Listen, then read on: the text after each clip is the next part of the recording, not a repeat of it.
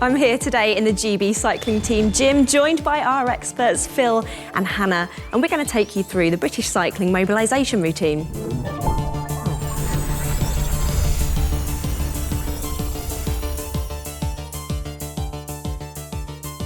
So why can't we just ride our bikes? Well, cycling's a fantastic health and fitness sport, but it is a very constrained sport in terms of it has fixed contact points and very limited ranges of movement. So that can lead to problems when you're challenged outside those ranges of movement unless you do something about it. For example, you can be super strong on a bike, but when it comes to an everyday activity such as taking your kid out of the car, gardening, things like that, you can cause injury or pain.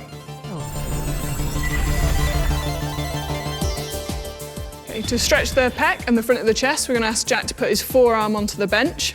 He's going to support his body weight through his other arm with the hand underneath the shoulder, knees underneath the hips. And from there, you're just going to lower slightly so we start to feel a little bit of stretch through the front of the chest and the shoulder. From there, I'm going to ask Jack just to press his forearm into the bench for 5 seconds, gently. And then when he relaxes, he's just going to allow the chest to drop a little further towards the floor if he can. To wind up the stretch a little bit more, we can twist the torso and the head to turn away from the outstretched arm. Only go to a point where you feel comfortable, and it shouldn't be going beyond resistance.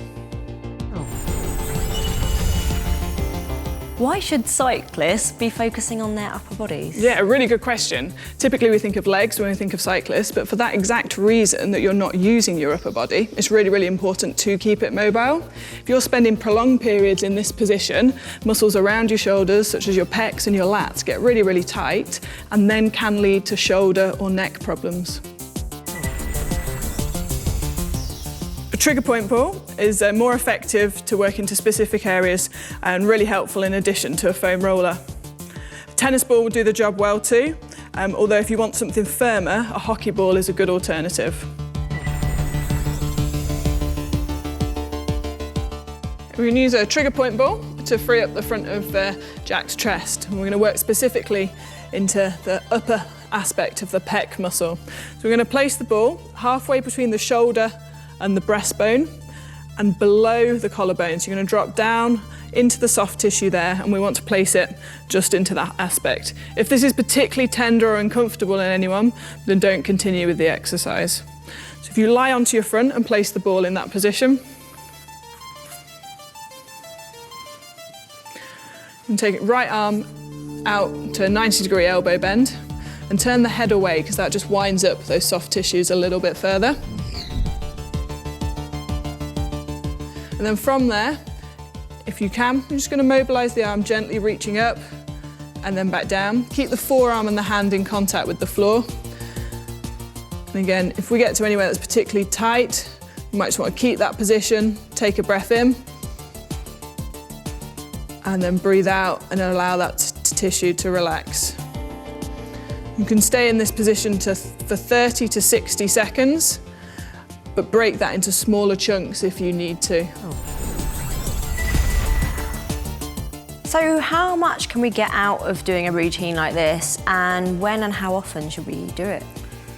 Well, we're all time poor and everyone realises that, but if you could see your way to devoting 15 to 20 minutes, 2 to 3 times a week, standalone session to mobility, that's what we ask of our athletes, I think you would see great benefits. Doing that work, working on your mobility, not just before or after you come in from the bike, really does open up an opportunity to get moving better, and that can add to your resilience and resistance to injury, but also add to your performance on the bike. Okay, so there's lots of different foam rollers you can use, and you've basically got to find what's right for you. We've got our standard foam roller, which is effective, but not particularly hard wearing if it's being used by a lot of people. The grid or trigger foam roller is much more effective and really good for travel because you can store things inside it. And the latest addition to our mobility kit is the vibrating roller, which is really, really popular with the athletes.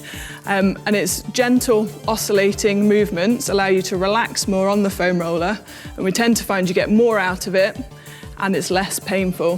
The problem is it's slightly heavy, so not great for travelling.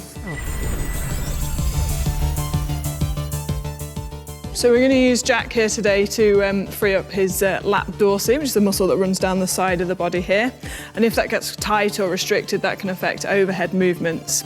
So if you're going to lie onto your side, Jack, and you're going to straighten your bottom arm, placing the foam roller just underneath your armpit.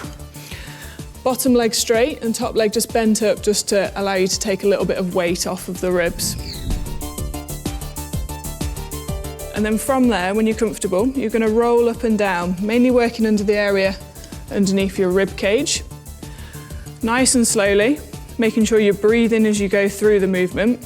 And if you get to a point that's particularly tight, spend a little bit of time there, take a breath in and breathe out, and just allow that muscle just to release under the pressure of the foam roller. You're going to look to spend about a minute on each side.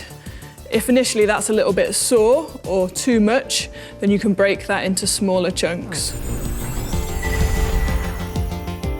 Should we always be repeating the same routine? Absolutely not. What we tend to like is give people a recipe of exercises. So we might prescribe saying, well, we think you should be doing 3 or 4 of these within one mobility session, but they might have a selection of 8. And as you become more aware of the exercises, more aware of your own body, more aware of what works for you better, I call that the intelligence of you, then you start to select them more accurately, you get more out of it, and you end up getting the golden bullet exercises, I would say, the ones where you're getting 3 things for one, so you're getting great mobility, bit of a stretch across a number of muscle groups that you know affect you. That's time effective, and that's great. Now we've used the foam roller to release the lat, we're going to look at a stretch. So we're going to ask Jack to place his elbows onto a bench. You can use a chair or a coffee table at home to do this. Interlink his fingers and put them at the back of his neck just to support his neck. In this position, you want your knees aligned underneath your hips and your back just wherever it's comfortable to start off with. From there, we're going to ask Jack to press down gently into the box for 5 seconds with his elbows, and then to relax and just allow his chest to drop. And you're going to repeat that 3 or 4 times as you feel comfortable. So again, we'll ask Jack just to press down with his elbows into the bench for 5 seconds. And relax and let your chest drop. And from there, you may feel the stretch sort of through the tricep or more through the side of the back here. And it's also really nice to free up your upper back.